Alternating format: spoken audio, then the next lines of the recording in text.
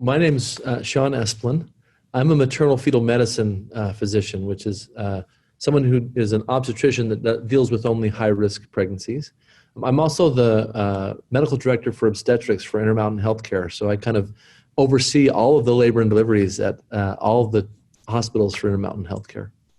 This time of the pandemic with COVID has been a little bit nerve-wracking for everyone, and we've had to change a lot of things that we do in our everyday life. In fact, I find myself seeing people in movies or in old videos where they're standing close to each other and talking without a mask and thinking they're too close. They don't have a mask, right? I mean, our daily lives have changed, and at Intermountain, we're trying to actually deal with the changes that have to happen around important times in people's lives, like when they're having a baby. And what we really want to do is make sure that we're keeping mothers and babies safe, but allowing them to have the kind of experience that they want to have too. So there's kind of a happy medium where we're taking some precautions that will keep moms, babies, family members, and our own staff safe, but still making it feel normal and making it feel like it's the joyful thing that it always is. So when people come to labor and delivery, I suspect, and at this time they might be worried that things are really different, or that that things are going to be not the way that they want them to be. And what we've done is tried to minimize those changes, but they will see things that are different. And at this point in the pandemic, it's like people will be more accustomed to seeing us taking precautions like wearing face masks or having face shields or having extra personal protective equipment. You will see that we kind of maintain a social distance when we're able to, although, when we're providing care for someone who's having a baby, oftentimes we have to be right there helping. So some of the simple things will be just seeing people who are taking some extra precautions to keep themselves safe and to protect our patients as well. We are testing all of our moms for COVID, for the SARS-CoV-2 virus, when they come to labor and delivery. Now, our purpose for that is three main purposes. One, if a patient has the virus, it's important for us to take extra care of them and make sure that we're addressing other needs, like other illnesses or symptoms that they may have because they have the virus. So, for example, people will be more likely to need oxygen, or they might need a different type of treatment because they have the virus. So one is to make sure we're providing excellent care for the mom. The second is, most babies that deliver, in fact, we don't know of any cases of babies that have been infected with the virus themselves during the pregnancy.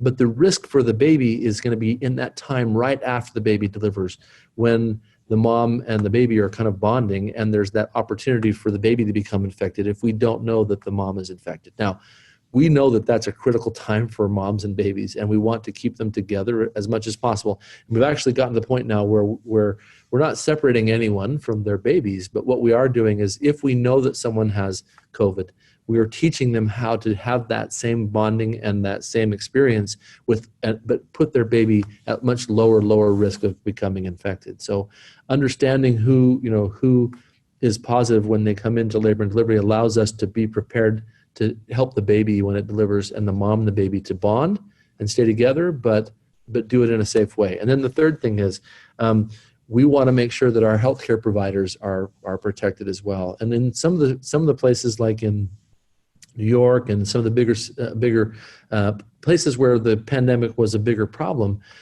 a lot of the healthcare forces were infected and couldn't work. And they got to a point where they couldn't provide services because they didn't have people that were healthy enough to actually do that. And we actually sent a whole group of providers, nurses and physicians and physicians' assistants, to New York to help them when their own healthcare workers were, had been infected. So it's really important that we kind of keep that to a minimum too. So that's the reason that we do testing. So one thing that's different is that everyone is being tested at the time that they come in for their delivery.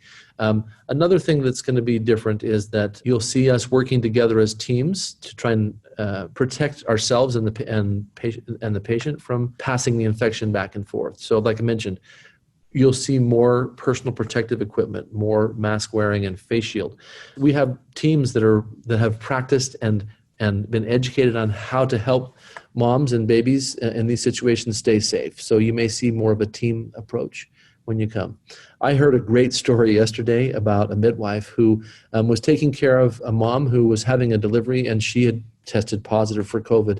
And the midwife came and talked with one of the doctors who was on the floor and said, well, what do we do? And I really realized at that point that all of the preparation that we had made, all of the practice, all of the education was going to be the thing that was going to help both the patient and our midwife feel really comfortable and have kind of a natural and normal experience here, right? And what we said to the midwife was, just make sure you wear the protective equipment and as we've practiced, and then just provide the same great care that your patient would want you to provide. And, we had an opportunity to talk with the patient and her husband afterwards, and they were thrilled with the way things went. They said, we were so worried that it was going to be a major production, but knowing about that was scary at first. But when everyone explained, how we were going to protect the patient, her husband, and the baby, it was fine. And they got great care. They had the kind of experience that they would have had anyway, just wearing a mask. And then we actually helped them to protect their baby after it was born. And I think that was a perfect outcome.